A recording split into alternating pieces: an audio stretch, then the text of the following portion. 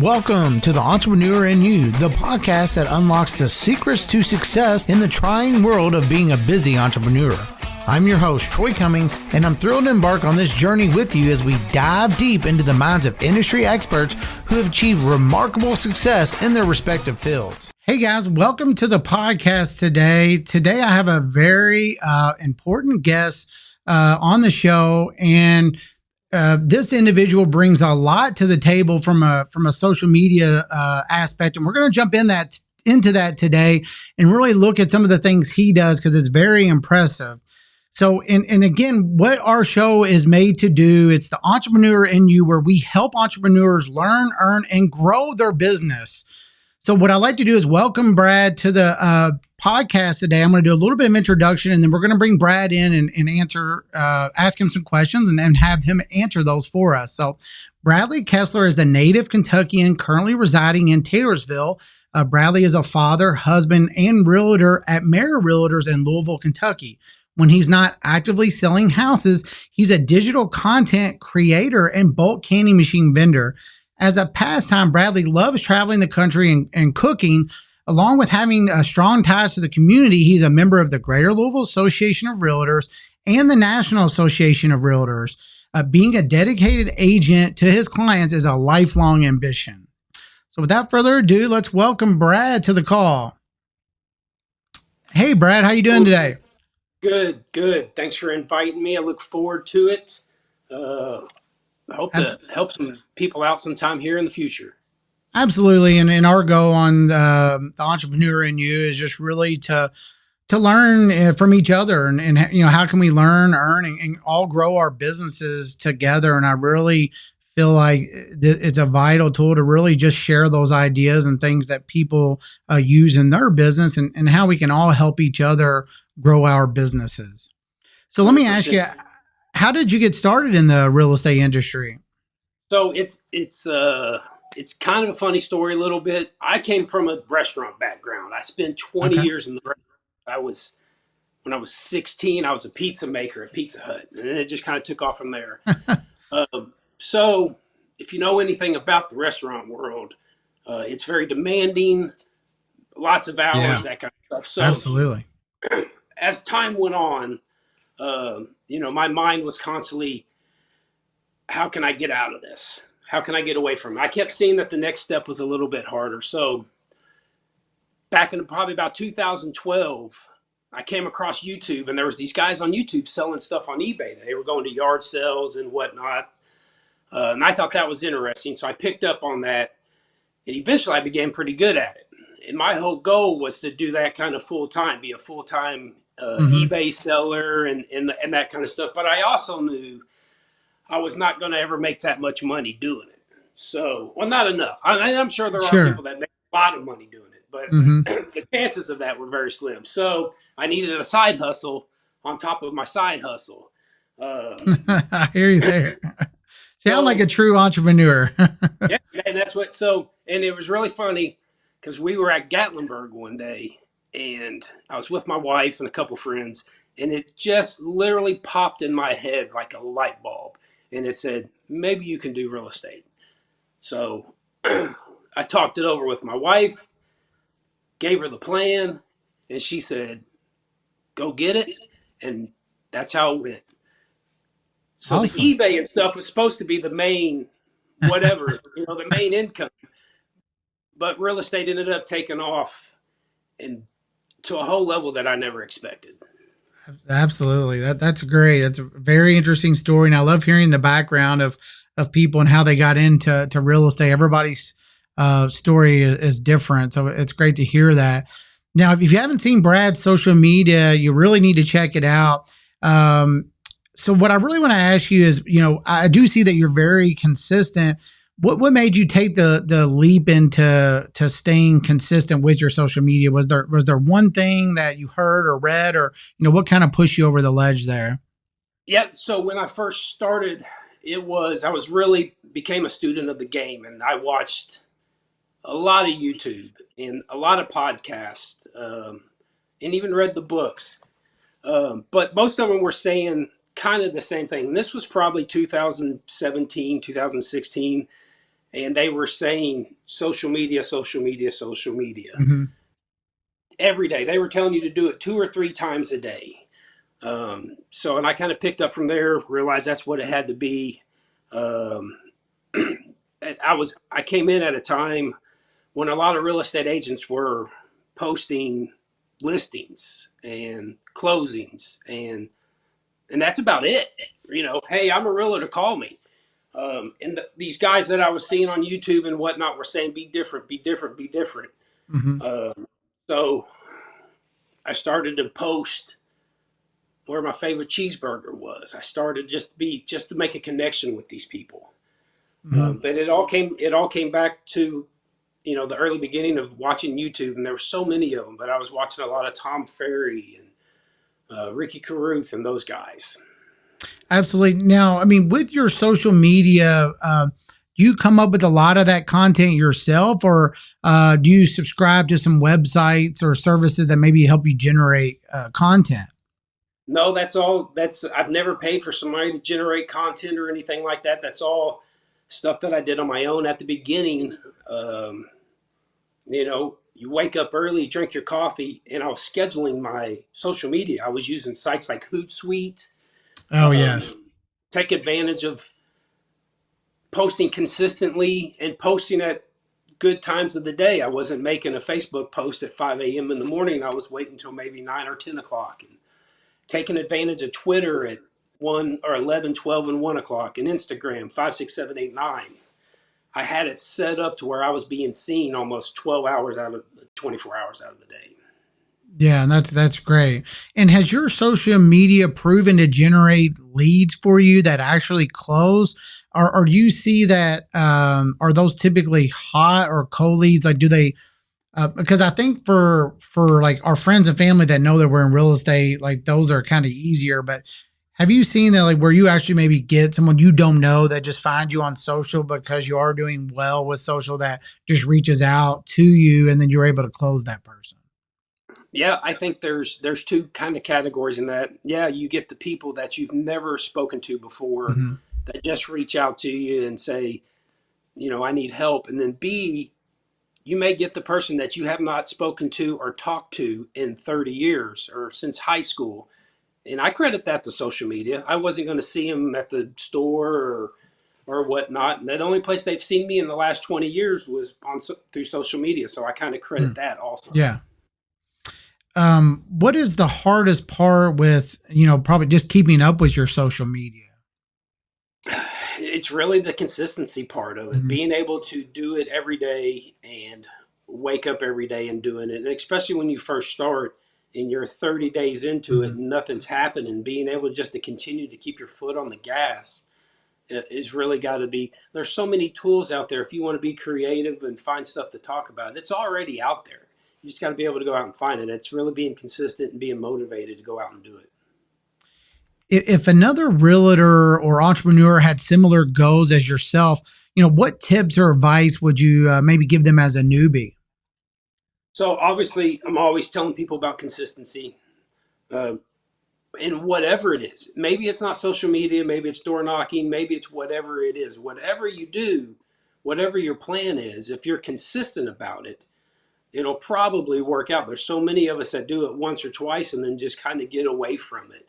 And I think the other piece on it would be, and a lot of people don't talk about it, is you got to be able to adapt and be able to adjust the change, because especially things like social media changes so often. What you Mm-hmm. finally get to work, there will be the next step. We were making our social media posts and it was working, and then they changed things, and now we have to start doing stories and figuring out how to make the best story, and now we got to all start doing reels and figuring out how to make the best reels and whatnot. So you got to be able to change, adapt, and stay consistent with it.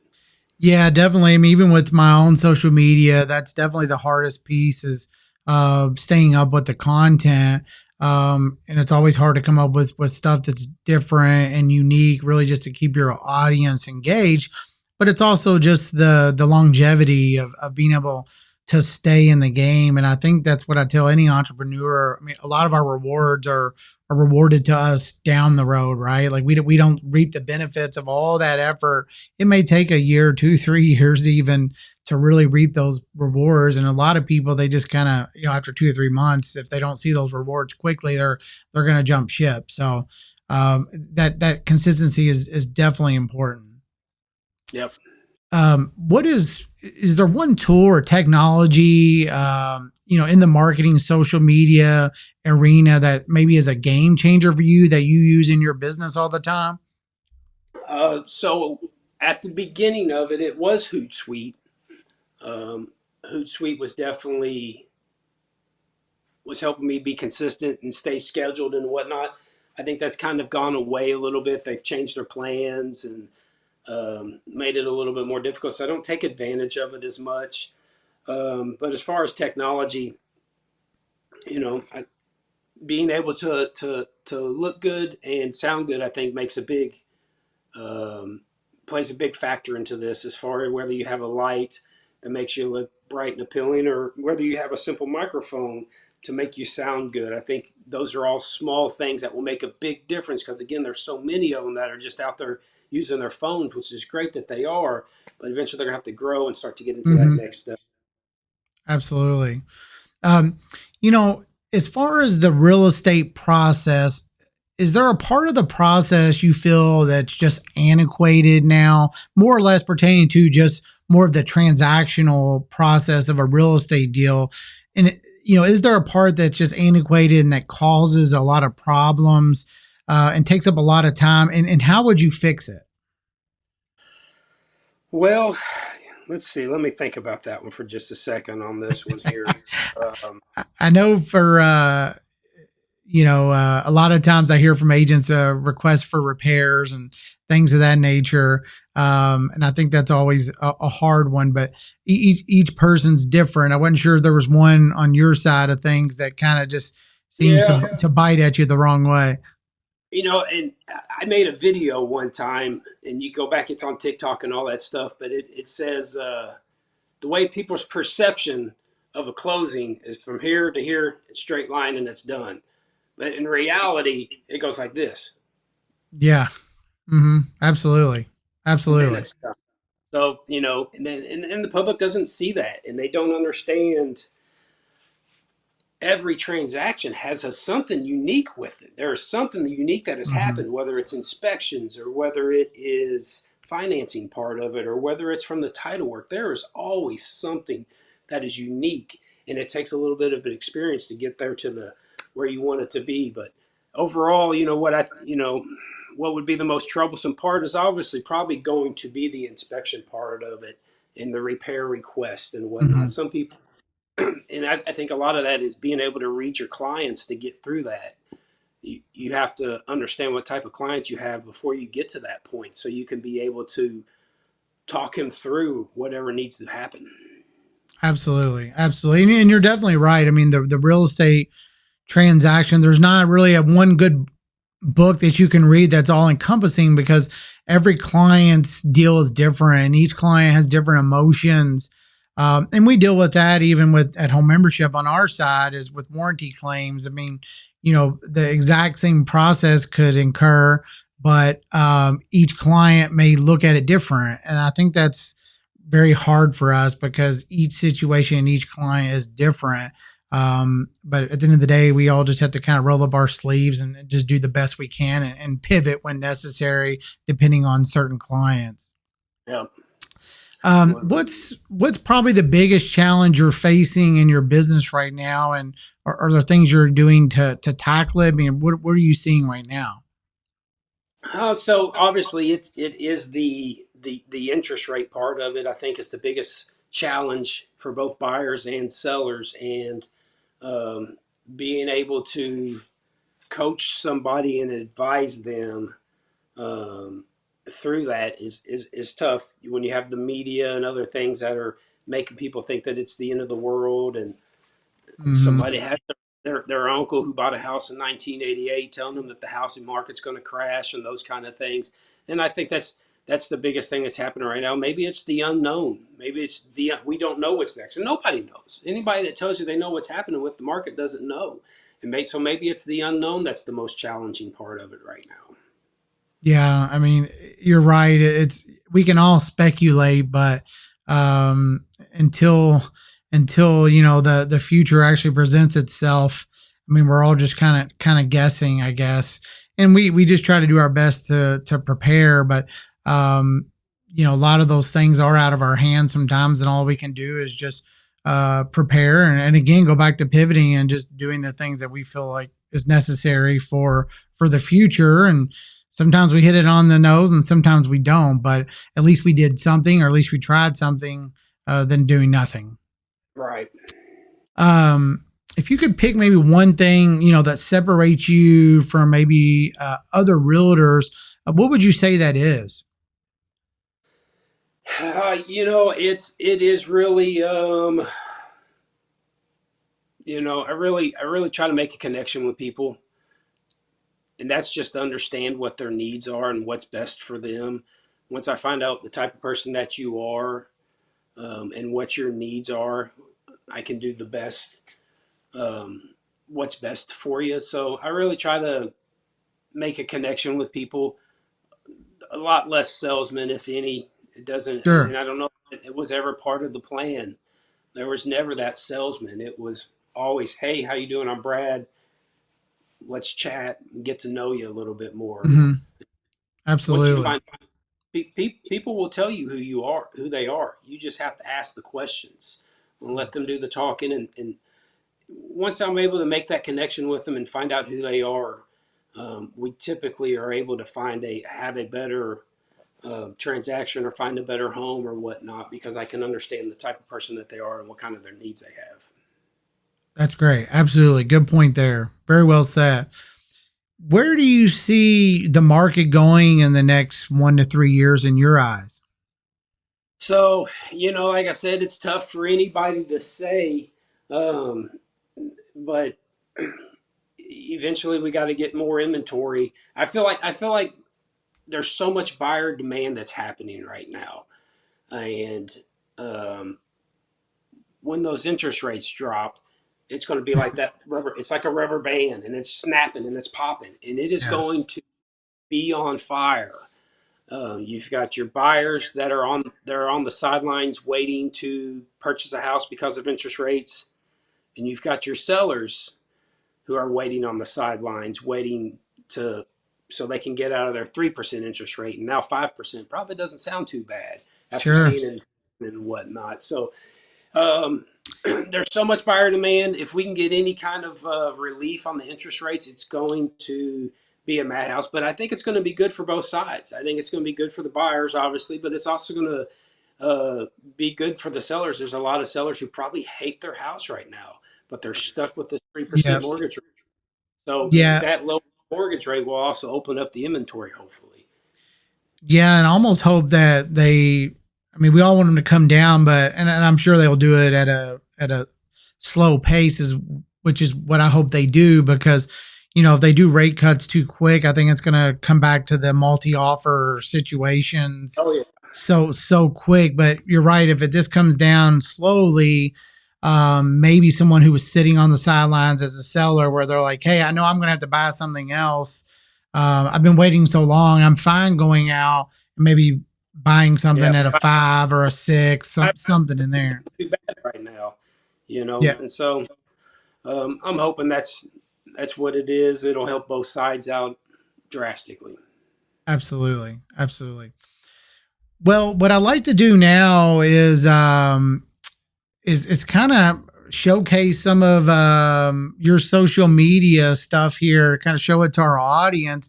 If you're listening audio only, up, you're not going to be able to see this, but for those of you who are watching and have video, you can see some of this stuff. So I'm going to show it here. Uh, I love this because yeah, it's just, again, like if I see this, I'm going to watch and see what you do. Um, Yeah, and what's up about this one is I get recognized in public with this one. I saw a guy at Kroger, mhm. and I'd never had met him before. There's Brad. There's Brad sells houses right there. So that's funny. Yeah, I think these are great because again, the days of us sending out a monthly email where people are stop and actually reading, a 2-3 paragraph email about the market. There may be some people, but at the end of the day, your job as an entrepreneur is just to kind of stay in front of that audience yourself and put yourself out there and just remind them like, hey, when I think of homes or selling a home or real estate, I think of Brad. And that's what our job as entrepreneurs and a lot of us are salespeople. That's our job. Yeah, and this is all just being top of mind is what I try to do. It's nobody's going to read the 4 paragraph Facebook post or whatnot, but then I Sure. got some goofy stuff on there too that cracks me up. Oh yeah, yeah. That's great. We all like it, need a little humor on our social stuff as well. Yeah, and Well, I've been mixing. I've got the business page. And yeah, I I've been saw mixing. here. Yeah, and I've been doing the business part of it a lot more on my personal page. I keep the business page around because you can always run your ads and whatnot through that, which is great, especially with your listings and open houses and whatnot. Um, but I've been finding that with the social page of it, I'm getting more exposure through the social from the social media part of it. Absolutely, yeah. And now this is your business page here. Am I correct? Yep, that's the Facebook business page right Okay, there. so you're saying you're seeing more interaction, and I think with the business pages you're able to see more of the analytics and really Yeah. deep dive into the results and even the ad boosting and things of that nature. Yep. So I use the business part of it.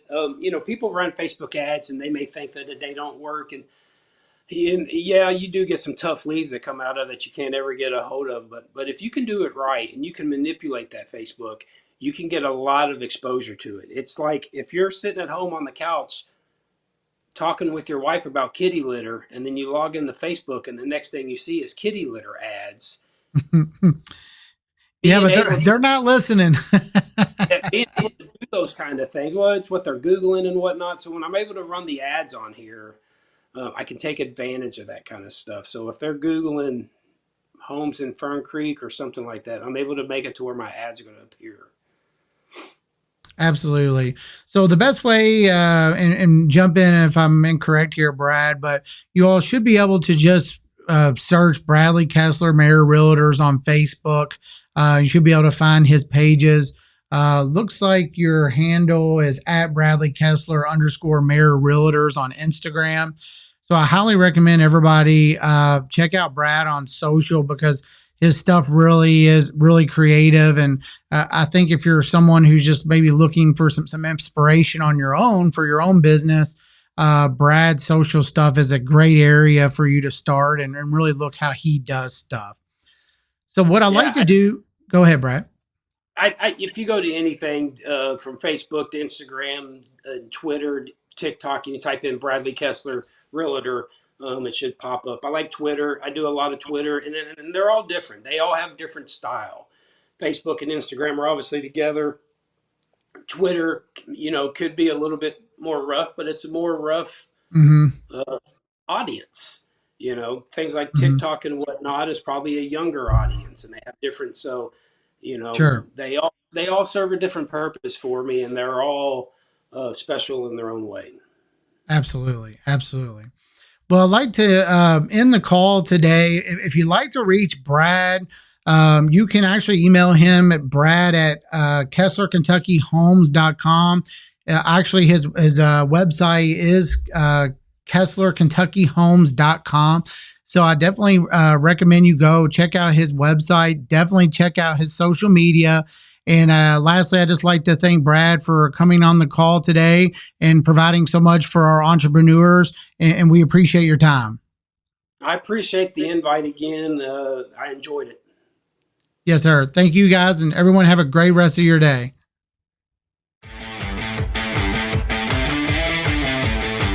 Thank Thank you for tuning in to The Entrepreneur in You. I hope you enjoyed today's episode as much as I did.